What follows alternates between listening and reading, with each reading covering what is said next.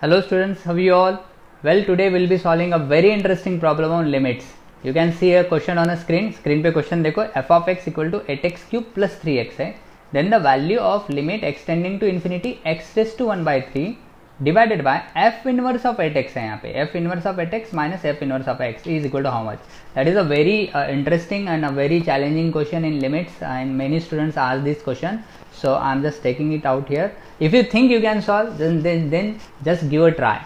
Well, so let's see how to solve this. Very first, I'll write down the question. Question is saying here that f of x is 8x cube plus 3x, right? And in the question, if you see, f inverse of 8x we have to find out, and f inverse of x we have to find out. So actually finding inverse function is quite difficult because 8x cube plus 3x है, इसका inverse निकालना तो काफ़ी मुश्किल है. So क्या इसका inverse exist करेगा सच में या नहीं करेगा, that also we need to check basically. अगर इन्वर्स एग्जिस्ट करता ही नहीं तो क्वेश्चन इनवैलिड हो जाएगा. सो इन्वर्स एग्जिस्ट करता होगा इसलिए इसने पूछा होगा, बट चलो फिर भी चेक करते हैं कि क्या इसका इन्वर्स एग्जिस्ट करता है नहीं करता है. सो एफ ऑफ एक्स है 8x क्यूब प्लस 3x, तो इसमें अगर मैं मान लो एफ ऑफ इन्फानाइट निकालता हूँ तो ये बन जाएगा 8 टाइम्स इन्फिनिटी का cube plus 3 times infinite. So I will be getting infinite, right. So infinity को मुझे आउटपुट मिल रहा है infinite approximately. Suppose if I calculate minus infinite, then I will be getting 8 times minus infinity का cube plus 3 times minus infinity. अब minus infinity का cube minus infinity आता है और सेकंड टर्म भी 3 times minus infinity है, तो दोनों टर्म में minus infinite आ रहा है, मतलब ये हमको दे देगा minus infinite. So f of minus infinite will be minus infinite. So look, for input infinite we are getting output infinite, and for input minus infinite I am getting output minus infinite, right? So this is input and this is output. So what does this mean? This means that this function is covering minus infinity to infinity all the values. Why all the values? Because this function is continuous. Why the function is continuous? See, the function which is polynomial is always continuous and differentiable, that is for sure. So the function here is 8x cube plus 3x. That is what? That is definitely polynomial, cubic polynomial. तो cubic polynomial है तो ये तो continuous and differentiable होगा, तो ये minus infinity से infinity तक सारे output cover करेगा, isn't it? Means it is onto function. So it is very sure that it is a onto function because it is covering all the real values on y axis, right? ये function y axis पे minus infinity से infinity तक के सारे values cover कर रहा है, कोई इसमें डिसकंटिन्यूटी नहीं है, तो कोई ऐसा वैल्यू छूट गया ऐसा तो है नहीं. तो सेकंड सेट जो उसका होगा y एक्सिस जो वैल्यूज दे रहा है वो उस पे वो सारे वैल्यू कवर कर रहा है, तो ऑन टू है. देखो फंक्शन का इनवर्स एग्जिस्ट होने के लिए फंक्शन को 1 1 एंड ऑन टू होना पड़ता है, तो इसमें ये ऑन टू तो बन गया. 1 1 होगा या नहीं, चलो चेक करते हैं. तो 1 1 होगा या नहीं होगा. एफ ऑफ एक्स क्या दिया है, एफ ऑफ एक्स हमको दे दिया गया है, F of x is 8x cube plus 3x, right? So if I take its derivative, then I'll come to know that its derivative is 24x square plus 3. And you know what, this x square is always positive. So इसको अगर मैं 24 से multiply करूँ और इसमें 3 add करूँ तो ये फिर से मुझे क्या दे देगा, positive. So the derivative of this function is always positive, means it is always increasing function. So f of x is always increasing function. f of x is always increasing. So what does this mean? This means that if I draw a graph for this function, suppose it is something like this. So ये minus infinity को मुझे दे रहा है minus infinity और plus infinity को मुझे output दे रहा है प्लस इन्फिनिटी, राइट.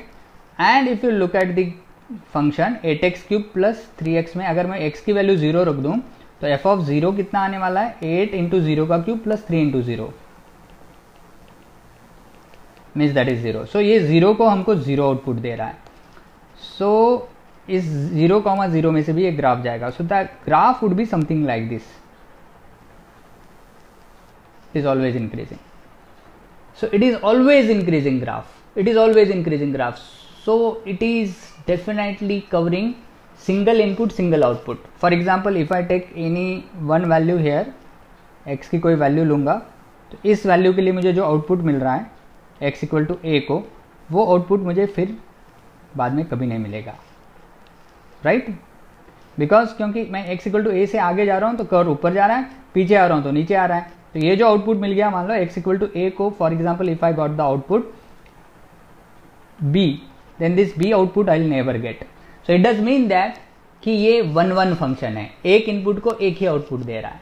या फिर 1-1 फंक्शन की टेस्ट ये होती है कि अगर हम एक्स एक्सिस को कोई भी पैरेलल लाइन निकालते हैं तो वो कर्व को सिर्फ एक ही बार इंटरसेक्ट करते हैं। Any parallel line you draw to the x axis then will come to know that this is intersecting the curve at single point. Look here single point, ये दूसरी वाली पैरेलल लाइन भी इसी सिंगल पॉइंट पे। So any parallel line you draw, the parallel line will intersect the curve at single points, means this function is again a what 1-1. So as the function is 1-1 and just we have found that it is onto, therefore it is injective and surjective both and hence its inverse exists. So there is no question of inverse exists or does not exist. Inverse will definitely exist. Inverse exists. Now come back to question. फिर अब इसको solve कैसे करें? Let's see how to solve this. Now I'll write down the question once again. Limit x tending to infinity, and in numerator we had x raised to 1/3 and in denominator we have f inverse of 8x minus f inverse of x. Okay, so what I'll do to solve this, I'll assume f inverse of 8x as suppose alpha and f inverse of x as beta. So f inverse of 8x को अगर मैंने alpha ले लिया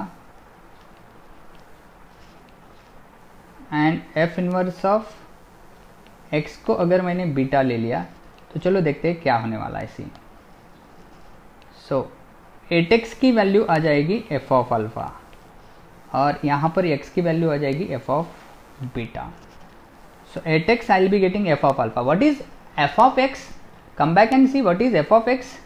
सी f of x is, I'll write here, f of x is what? 8x cube plus 3x as per the question. So what will be f of alpha? F of alpha will be 8 alpha cube plus 3 alpha. So this will be 8, f of alpha will be what? 8 alpha cube plus 3 alpha. So now what I'll do, I'll take a alpha cube common from here. So I'll get alpha cube and here 8, क्योंकि alpha cube common आ गया तो 8 alpha cube का 8 बचा, and here I'll get 3 alpha divided by alpha cube. So 8x की value I am getting alpha cube 8 plus 3 alpha by alpha cube 3 by alpha square, right. Similarly if I do it here x equal to, जैसे x equal to F of beta है तो F of beta को मैं लिख सकता हूँ 8 beta cube plus 3 beta, क्योंकि F of x है 8x क्यूब प्लस 3x. सो यहाँ पर भी मैं बीटा क्यूब को कॉमन लेता हूँ तो ये बन जाएगा 8 plus 3 beta by beta cube. So x की वैल्यू यहाँ पर मुझे मिल रही है beta cube equal two into 8 plus 3 by beta square. Now look, if I take a cube root on both side, why I am taking cube root, can you guess? Because in our question, if you look at, in a question there is x raised to 1/3, so x का cube root है तो ये दोनों मुझे यहाँ पर x दिख रहा है, यहाँ पर x दिख रहा है, तो अगर मैं क्यूब रूट लूँ तो x raised to 1/3 के फॉर्म में हमको आंसर मिलेगा, या x raised to 1/3 को हम टच तो करेंगे. So at least x raised to 1/3 आना है, इसलिए मैं यहाँ पर क्यूब रूट ले लेता हूँ. So let us take cube root on both side in above both equation. Cube root ले लो, cube root on both side. Then what will happen? अगर मैं इसका क्यूब रूट ले लूँ तो ये 8 का क्यूब रूट बन जाएगा 2 और x का cube root x raised to 1/3 आ जाएगा. इस अल्फा का क्यूब रूट हो जाएगा, अल्फा क्यूब का क्यूब रूट हो जाएगा अल्फा, और ये 8 प्लस 3 बाय अल्फा स्क्वायर जो है ब्रैकेट उसका भी क्यूब रूट हो जाएगा 1/3. ओके, एंड हियर यहाँ पे भी क्यूब रूट ले लूंगा इस x का तो वो बन जाएगा x raised to 1/3 is equal to beta cube का क्यूब रूट आ जाएगा बीटा, एंड डेफिनेटली ब्रैकेट में जो 8 प्लस 3 बाय बीटा स्क्वायर है इसका भी क्यूब रूट लेंगे तो raised to 1/3 I will get. So from here I will find out the value of alpha. So alpha की वैल्यू कितनी आ रही है यहाँ से अगर लिख लूंगा तो ये 2x cube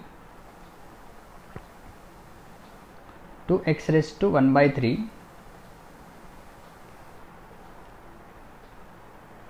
divided by 8 plus 3 by alpha square का क्यूब रूट, इतनी आ जाएगी अल्फा की value.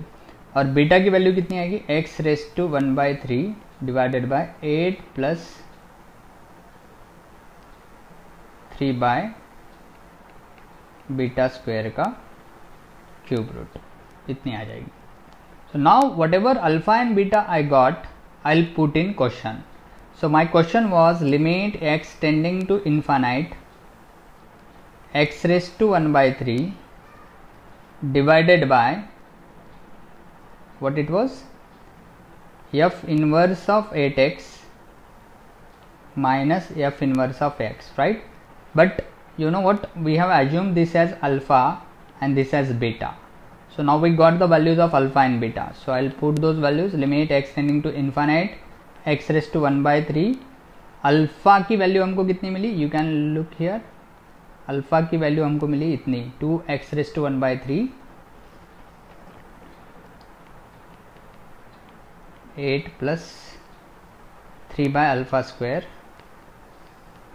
raised to 1 by 3 minus beta की वैल्यू कितनी मिली, you can look here, beta की वैल्यू मिली x raised to 1 by 3 divided by 8 plus 3 by beta square, x raised to 1 by 3 8 plus 3 by beta square का 1 by 3 power, right? So this is what is I am going to get. So if you look at here, you will come to know that कि numerator में यहाँ पे x raised to 1 by 3 दिख रहा है, यहाँ पे डिनोमिनेटर में x raised to 1 by 3 और यहाँ भी x raised to 1 by 3 दिख रहा है. तो ये x raised to 1 by 3 को हम कॉमन ले सकते हैं डिनोमिनेटर से और ऊपर वाले x raised to 1 by 3 को कैंसिल कर सकते हैं. So this term I can cancel out, right? So look what happens next. So next you will remain with numerator 1 and in denominator 2 divided by 8 plus 3 by alpha का square raised to 1 by 3 minus 1 divided by 8 plus 3 by beta square का 1 by 3. Now we have to find out this limit, but we do not know what are alpha and beta. अब alpha और beta क्या है हमको नहीं पता. So how we can find out this alpha and beta? See, we already know that as input is infinite, f of infinity is also infinite. That we know. Infinity को output infinite मिल रहा था. We know that. We have just seen that graph, isn't it? थोड़ी देर पहले जो graph आया था उसमें भी वही हो रहा था. देखो इन्फिनिटी का आउटपुट क्या आ रहा था, इन्फिनिटी का आउटपुट इन्फिनाइट आ रहा था, है ना. तो अब अगर यहाँ पर हम वो फंडा अप्लाई करें कि इन्फिनिटी को आउटपुट इन्फिनिटी आ रहा है, तो हमने f इनवर्स ऑफ 8x को क्या ले लिया था, अल्फा. तो 8x बन जाएगा f ऑफ अल्फा. तो अगर मैं x को इन्फिनाइट कर दूं तो ये राइट साइड मुझे, लेफ्ट साइड मुझे 8 इंटू इन्फिनाइट मिल जाएगी और राइट साइड में f ऑफ अल्फा मिलेगा. So I am getting output infinite means this alpha should also be infinite, isn't it? Similarly we can apply that for beta as well. f inverse of x is beta, therefore I would say that x equal to f of beta. तो अब x हमारा tending to infinite है, question में देखो यहाँ पर x tending to infinite है, तो डेफिनेटली x इज अगर इन्फिनाइट हो रहा है तो f ऑफ बीटा इन्फिनाइट होगा. So I would say that beta will also tend to infinite and alpha will also tend to infinite as x is tending to infinite. So in this our question, x tending to infinite, it does mean that alpha will tend to infinite and beta will also tend to infinite. So if I put alpha as infinite and beta as infinite, तो ये alpha का square infinite होगा और ये beta का square infinite होगा. But 3 bye infinite हो जाएगा 0 और ये 3 बाय इन्फिनाइट हो जाएगा 0, मतलब ये ब्रैकेट में 8 प्लस 0 हो रहा है ये, और यहाँ पर भी 8 प्लस 0 हो रहा है और उसका क्यूब रूट आ रहा है. So finally I will get, numerator देखो क्या था, ऊपर सिर्फ 1 है और डिनोमिनेटर में क्या है 2 divided by 8 plus 3 by alpha square, वो 0 बन गया और उसका cube root, minus 1 divided by, you can see here 1 ही है यहाँ पर, ये 1 डिवाइडेड बाय फिर से 8 plus 3 by beta square, 3 by beta square वैसे भी 0 बनने वाला है, तो 8 प्लस 0 का cube root. Okay, so now I will be getting 2 divided by 8 का क्यूब रूट 2 ही आएगा, माइनस यहाँ पे 1 बाय 8 का क्यूब रूट 2 आ जाएगा. सो 2 by 2 minus 1 by 2. So finally I will be getting 1 upon 2 by 2 is 1 minus 1 by 2, so that is 1 upon 1 by 2. ये 2 numerator में ला लेंगे. So finally I will get answer 2. So the limit of this function is definitely 2. I hope you understood this. Thank you.